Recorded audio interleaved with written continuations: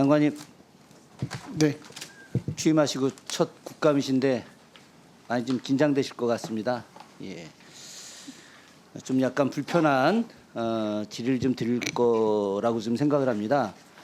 장관님은 굉장히 인간 중심 또 어떤 전인 교육 중심의 교육자신데 그럼에도 불구하고 대한민국이 갖고 있는 현실은 대학 입시 제도라고 하는 정말 전 세계에서 유례가 없는 매우 특별한 입시 시스템을 갖고 있기 때문에 학부모들이 또 학생들이 관심을 가질 수밖에 없습니다.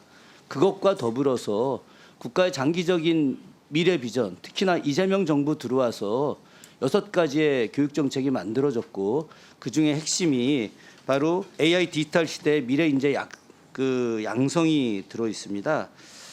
그런데 이 부분과 지금 현재 고3 학생들의 입시 문제하고는 전혀 다른 엇박자가 나는 상황이다. 혹시 이거에 대해서는 인지하고 계시나요?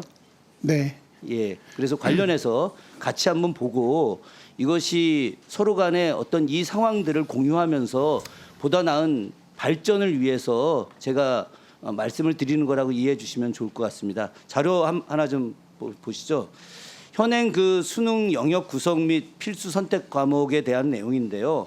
국어, 수학, 영어, 한국사 이건 필수로 되어 있고 사탐, 과탐 둘 중에 17과목 중에 2과목 선택하고 또 제2외국어 한 과목 선택하는 거죠. 자, 네. 그런데 이건 너무 잘하실 거예요. 근데 이 과정에서 이게 왜 이렇게 돼 있느냐? 2022년 문이과가 분리되어 있는 것이 통합되어 있지 않습니까? 그죠? 네. 그런 과정에서 그 인문계열 학생이든 아니면 이과를 지향한 학생이든 관계없이 그 17과목 중에서 2과목만 선택을 하면 되는 거예요. 그죠? 그런데 한번 보시겠습니까? 다음 한번 보시죠. 2025학년도, 2026학년도 수능 사회탐구, 과학탐구에서 사탐은 9.2%가 증가하고 과탐은 15.2%가 감소했습니다. 이 이유가 뭐라고 생각하십니까? 네, 실제로 그 저 현상에 대해서 그 뭐 사탐론 뭐 이런 표현도 쓰는데 혹시 좀 더 그 점수 따기가 유리해서 하는 것은 아닐까 짐작을 하고 있습니다만은 어쨌든 그럼에도 학교에서는 과학 관련 과목에 대해서도 충분히 잘 가르치고 있고 그 과학 수업에 대해서는 학생부 전형을 통해서 또 평가를 반영 일정하게 하고 있긴 합니다. 이제 교육 현장에 계시면은 뭐 전 그렇게 말씀하실 수 있다고 생각을 합니다. 그런데 이게 그렇지는 않아요. 한번 자료 한번 보시겠습니까? 뭐 이거는 아까 이제 뭐 다 이해하고 계시는 거니까 더 말씀드리지 않겠는데 다음 자료 한번 보시죠.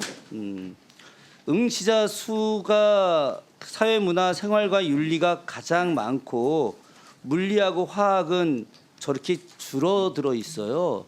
실제로다가 그 지금 장관님께서 말씀하시는 듯이 그 과학 분야에 그 듣는 학생들, 수능을 보는 학생들이 이렇게 많지 않다는 겁니다. 이렇게 많지 않다는 거는 수업을 안 듣는다는 겁니다. 이따가도 제가 말씀드리겠지만 이상적인 거하고 현실적인 거하고도 좀 다르고요.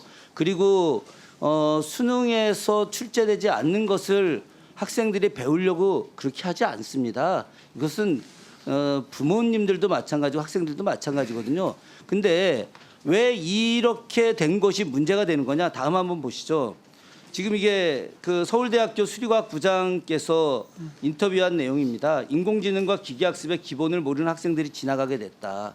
그러니까 공대로 진학한 학생들이 기본적으로 중고고 과정에서 과학과 이런 이과의 영역을 거의 공부하지 않은 거예요. 그렇기 때문에 학생들이 너무 부실하다. 그래서 대학의 강의를 못 쫓아온다. 대학에 들어가서 과외를 받아요. 이 왜 이런 현상이 생기느냐?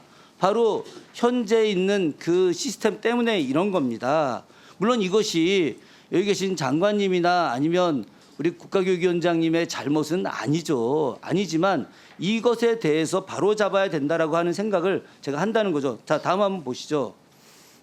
여기도 계속해서 부실한 기초 학업 역량 때문에 대학 강의가 흔들어진다고 계속 이야기하고 있는데 이 부분에 대해서 저는 매우 심각하게 바라보고 있다.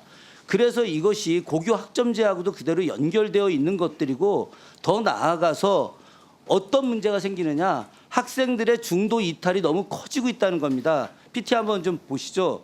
자, 아니 그 앞에 아니. 예. 자, 여기 고등학교 학업 중단자 현황 한번 보시죠.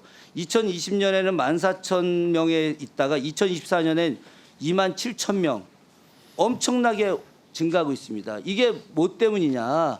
고등학교 1학년 1학기 중간고사를 보면 대학에 나갈지 못 나갈지 그리고 현재 어떤 이 시스템 때문에 더군다나 앞으로 고교 학점제가 진행이 되면서 고교 학점제에 제대로 이수하지 못하면 학교를 졸업하지 못할 수 있다라고 하는 생각 때문에 그래서 아예 고등학교 1학년 1학기 중간고사를 마치고 학교를 그만두고 검정고시로 보고 대학을 가려고 하는 학생들이 너무 많이 늘어나고 있다는 겁니다. 이 부분에 대해서 우리가 만든 제도 때문에 학교 바깥으로 내보낼 수 있어요. 더군다나 2028년이 되게 되면 수능 평가 전체가 달라집니다. 너무 잘 아시고 계실 거예요. 수능 평가가 달라지다 보니까 이거는 등급 자체의 변별력이 떨어지죠. 2008년에 변별력이 떨어져서 그해 처음으로 시작했던 그 대학 입시 제도를 딱 1년만 하고 2009년에 없애서 다시 바꿔버렸지 않습니까? 그런 현상이 저는 2028년 다시 나타날 수 있다. 그 염려 때문에 제가 말씀을 드리는 겁니다. 장관님 생각은 좀 어떠십니까?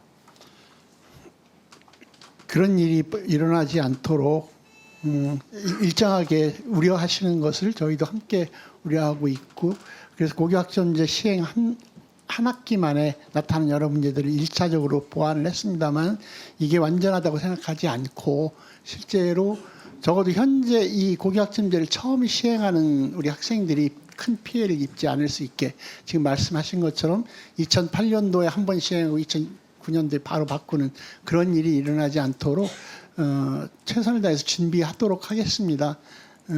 그리고 국가교육위원회하고도 같이 협의해서 대입과 관련해서 그 대입과 고교 학점제에 걸맞는 체제를 같이 고민하고 국민적으로도 호소드리고 이렇게 진행하도록 하겠습니다.